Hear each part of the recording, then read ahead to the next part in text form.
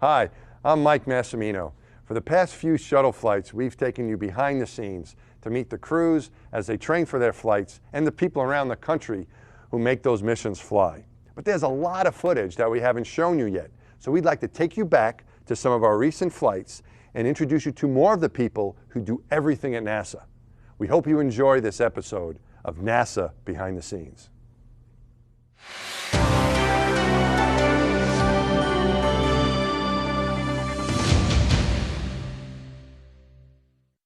You know, Mike, this guy used to be a Navy diver, so he's one of the best divers out here. He's got all this Navy experience. He was a chief petty officer in the Navy.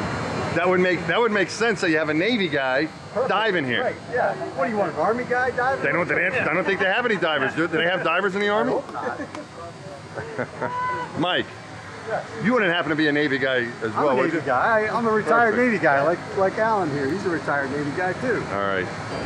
Tell us what is your title for this launch here? Your closeout crew, or what is it? We're part of the closeout crew. Part of the closeout. I'll be the number 7 working on the midday. Mike? I'll be the number 3, and I'll be on the flight deck. Okay, now number 7 and number 3. To me, that's like, Mickey Mantle and Babe right. Ruth or something. But what does number 7 and number 3 mean? On the closeout crew, each crew member on that crew has a number which gives them a specific duty during the launch. All right. Okay. And me being the number 7, my responsibilities are being on the midday, as Right. well as if we go into an emergency situation, Right. I go on the midday and actually egress the crew off of there as well. Okay. So if you have an emergency, you're going back. Correct. Okay, and same for you, Mike. You're Same going back. for me. So you're the number 3. Yes. And you have these big numbers on your back, right? Yes. Like gigantic numbers. Are they big numbers that they Not have that back there? big. They're not that big. About 4 inches. About 4. Okay. So they know who you are because everyone's That's it, dressed in yeah. those white. Okay.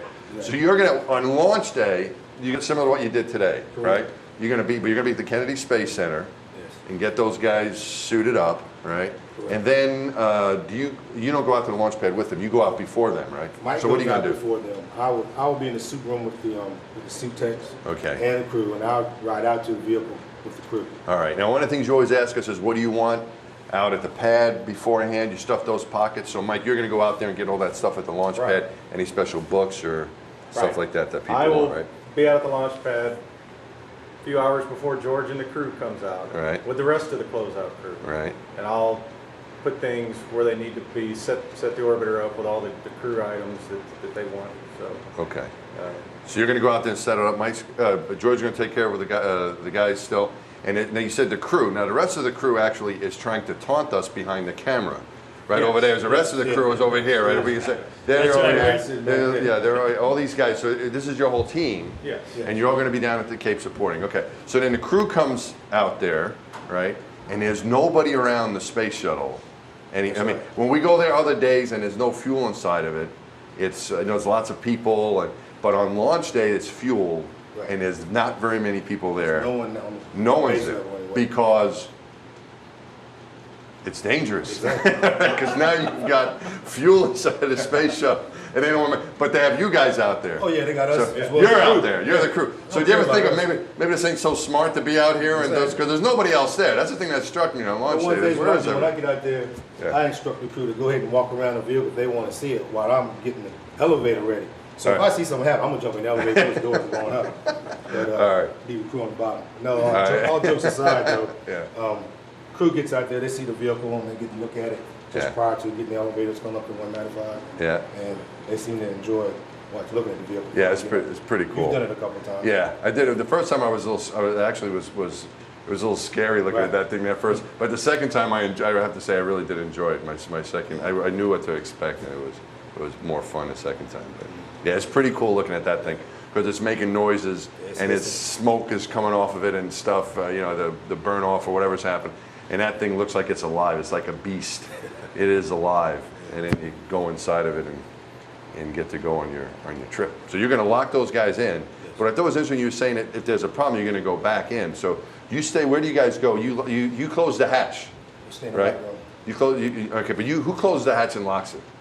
Other members on the closeout crew, Yeah. you say everybody's numbered, so the number Yeah. 5, Right. number 4, those guys are hatch techs, orbiter techs, so All right. they're going to close and lock the hatch. So okay. George and I, our responsibility is just to go inside the orbiter and get the crew inserted into Yeah. the vehicle.